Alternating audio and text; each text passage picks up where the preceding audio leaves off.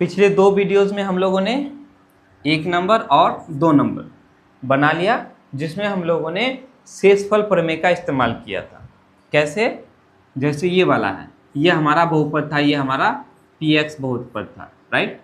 और ये इससे हमको भाग देकर शेषफल ज्ञात करना था। तो हम लोगों ने क्या किया,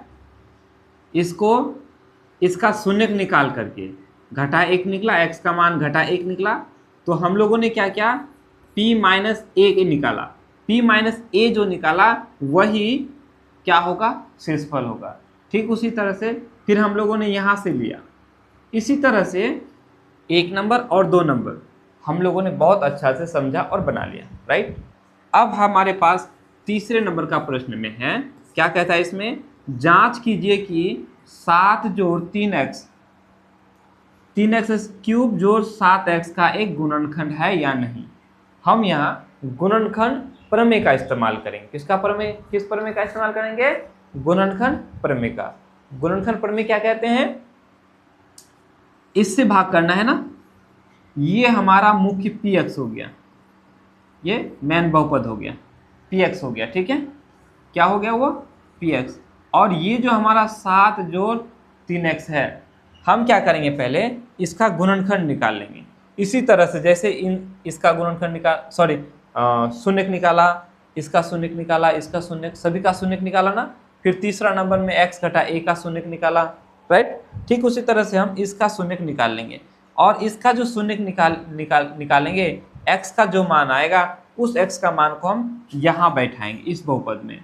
अगर शेषफल 0 आता है, शेषफल यदि 0 आता है, यानी px का मान अगर 0 आ जाए, तो हम कहेंगे कि ये जो है इस बहुपद का शून्यक है। नहीं तो शेषफल अगर 0 नहीं आए तो बोलेंगे गुणनखंड नहीं है। चलो बनाते हैं, सिंपल सी बात।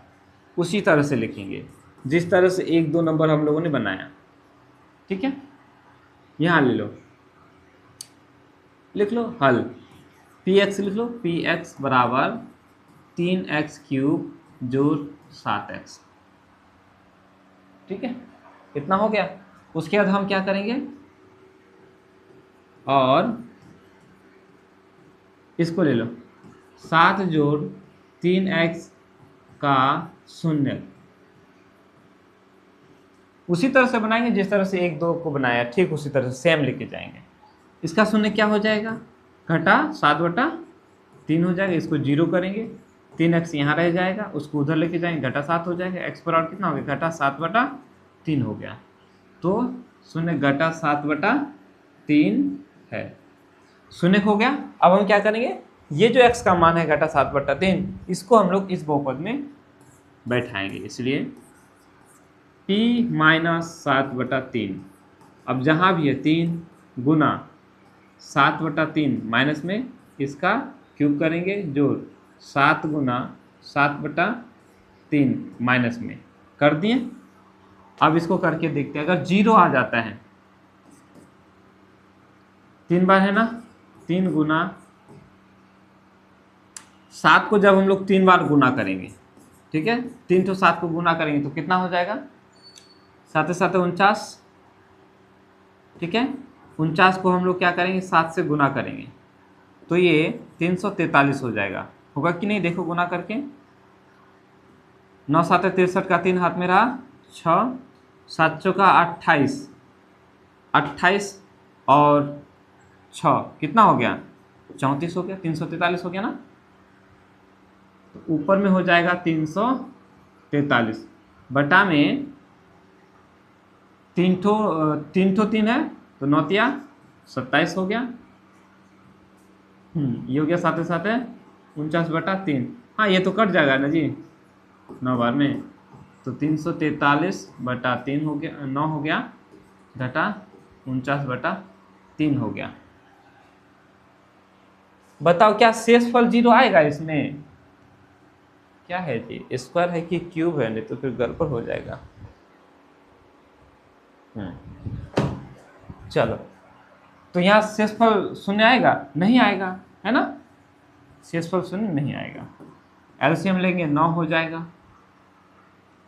तो 343 घटा 3 3 9 से गुना करेंगे तो इसको हमें 3 3 9 हुआ ना, 3 से गुना करेंगे तो 9 3 27 का 7 हाथ में रहा 2, है कि नहीं, 4 3 12 2 14, 143 हो गया।